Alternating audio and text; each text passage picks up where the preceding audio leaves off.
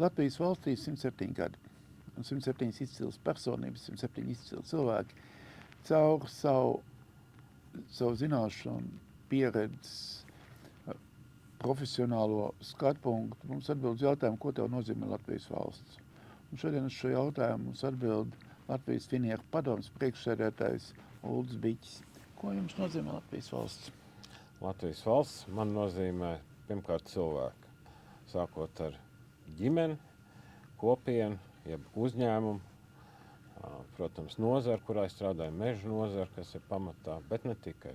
Latvijas tautsaimniecība, un gal galā tas droši vien zināšanu kopums, kas ir tajos cilvēkos, rada priekšnoteikumu tai ekonomiskai darbībai, sociālām lietām un visam, ar ko cilvēks spēj vispār šī gadsimtā nodarboties.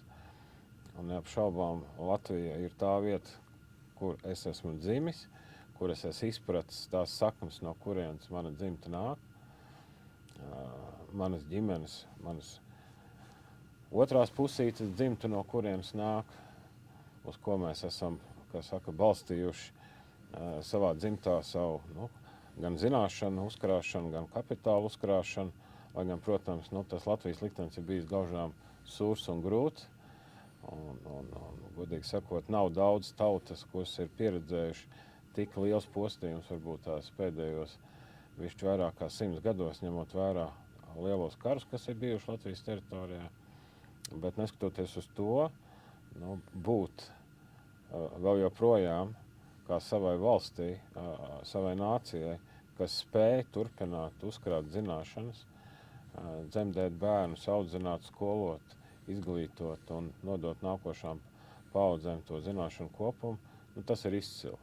Līdz ar to es domāju, mēs esam patiesi laimīgi, ka mums ir sava valsts un ka mēs spējam to darīt. Par kokrūpniecību un par Latvijas pienesto vērtību Latvijā ražošanu un eksportu, kas pienes vislielāko vērtību Latvijas ekonomikai.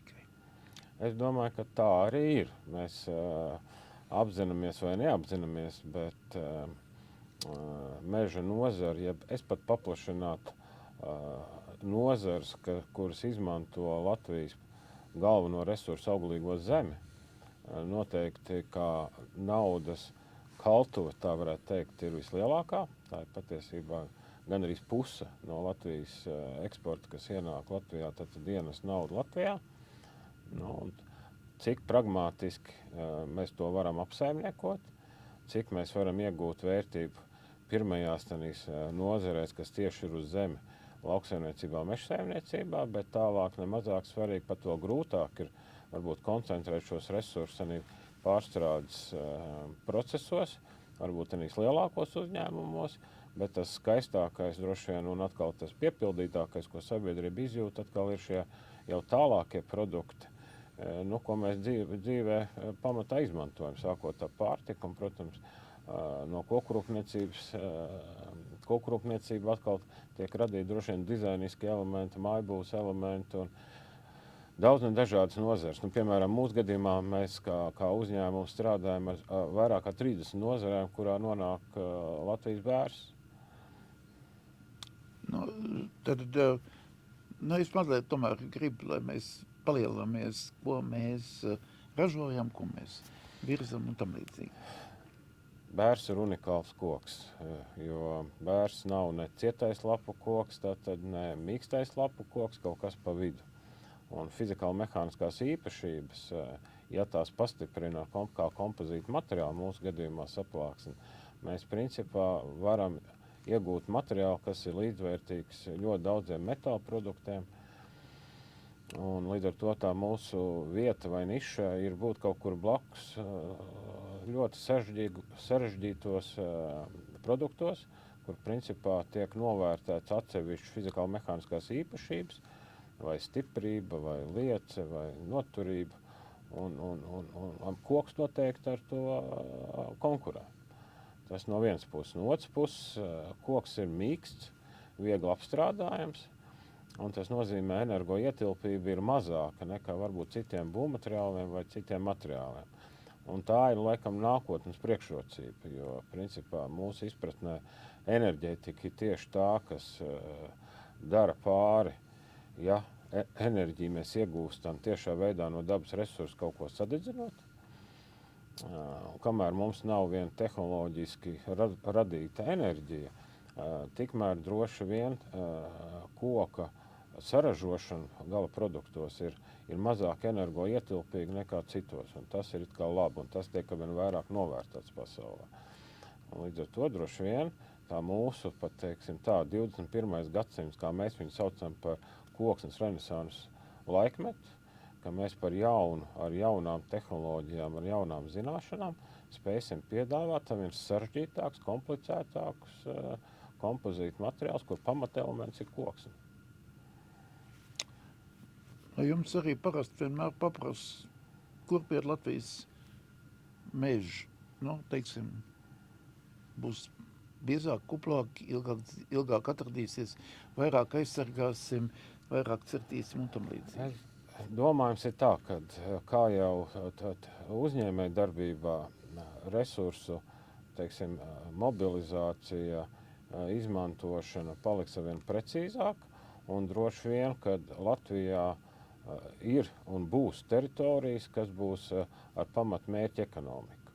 Un tur, protams, ir ļoti svarīgi, cik ātri izaug koks un kādā kvalitātē izaug koks, un ko mēs tālāk varam tādā vērtību ķēdē saražot. Un tādu droši vien zemes platība tomēr būs lielākais vairums, tāpat kā lauksaimniecība, mežsaimniecība, kā es teicu, ir auglīga zeme, un mēs par to domāsim. Bet noteikti vien vairāk būs šīs dabas teritorijas, sākot ar to, kas būs atstātas dabai un tikai dabai un cilvēks vispār neietekmēs, un būs pietiekoši daudz teritorijas, kas ir saskarē ar cilvēku, kur pamatā ir ainaviski elementi, dzīves telpa, rekreācijas telpa, kur cilvēkam ir cits piepildījums, jo tas cits piepildījums neapšaubām cilvēkam ir vajadzīgs, jo, ja mums nav dzīves telpas, ja mums nav vieta, kur atpūsties vai uzlabot savu veselību, vai vienkārši pastaigāties, vai vienkārši pasēdēt un padomāt, droši vien, ka tas atkal nekam nedara. Un mēs droši vien negribam nonākt situācijā, kā ir Holandē, kur katrs kvadrātmetrs ir apstrādāts tik ekonomiski, kad šī dzīves telpa, viņa ir samākslota. Mēs gribam droši vien redzēt šo dabīgo, jo tas dabīgais droši vien asociējās arī ar to brīvību un arī ar spēju atjaunot sev pašu kā cilvēku, kā garīgu būtni. Un līdz ar to droši vien ir jāmāk mums kā sabiedrībai vienoties vienīgi par šo dzīves telpas sadalu, kur mēs strādājam, kur mēs domājam ekonomiski un racionāli un produktīvi un radam vērtību, kas mums ir absolūti nepieciešama atkal, lai mēs droši vien iegūtu cits preces pakalpojums, jo mums ir jāmainās. Mēs būsim pasaules sastāvdaļa un mēs tirgosimies. Tad maz piebildes, es lai gaidu, ka jūs pats pateiksiet, Latvijas ir daudz stāda bērzu. Stāda, kas izaugs pēc 60 gadiem. Ātrāk, pēc 40. Labi, bet tik un tā tas neatiecās uz mums personīgi abiem diviem. Tā tik liekas, jebkurā vecumā var iestādīt un koks aug ātri. Un ja viņam vēl palīdz, un tur ir gaužām vienkārši kokam, kas tad ir vajadzīgs? Saule, ūdens un minerālvielas, barībvielas. Tātad, ja viņas ir sabalansētas, viņš aug ātri. Un tas jau ir tas stāsts par to produktivitāti, to, ko ekonomiskā puse vai cilvēki, kas strādā nozarē ar selekciju, ar šo sabalansētību jau tādā ainaviskā ekovidē vai tādā dabas vidē, mēs varam veidot šo ražību krietni lielāku. Un šī tā produktivitāte, ko mēs piedāvājam sabiedrībai. Un droši vien, ka mums pat ir tā laimīgā iespēja, ka līdz šim dažādu ārēju apstākļu dēļ mēs neesam maksimizējuši savus ienākumus no zemes, mēs spēsim vieglāk atrast risinājumu par šo zemes sadalu.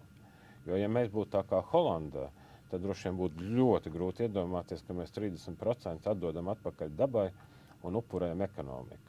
Mums nav jāupurē ekonomika, mēs varam to izdarīt, tikai mēs to varam izdarīt laikā, sabalansējot visus šos jautājumus. Vēlējums Latvijai 107 gados. būt drosmīgiem, neapšaubām. Otrs ir nebaidīties, jo mēs šodien dzīvojam kara apstākļos, un pretinieks grib iedvest Rietumu Eiropā, un it īpaši Austrumu Eiropā grib ieviest bailes. Tad mēs nedrīkstam baidīties par to, ko mēs darām. Novērtēt vārdu spēku, tas būtu trešais, jo mēs zinām, ka vārdi, kā kādreiz minēja, kad presi var nosist, kā saka, banku un valdību, tad šodien šie vārdi tieši tāpatās var nodarīt pāri gan cilvēkiem, gan kopienām, gan nozarēm. Un mums ir jābūt tomēr, lai nepazaudētu savstarpēju uzticību, mums ir jānovērtē tas, ko mēs sakam, kā mēs sakam. Mēs nedrīkstam pārspīlēt, mēs nedrīkstētu manipulēt. Mums, protams, par savu patību ir jāpastāst, bet neupurējot otru. Tātad, līdz ar to šī sadarbība, uzticība laikam ir tas, kas visvairāk mums ir vajadzīgs. Paldies!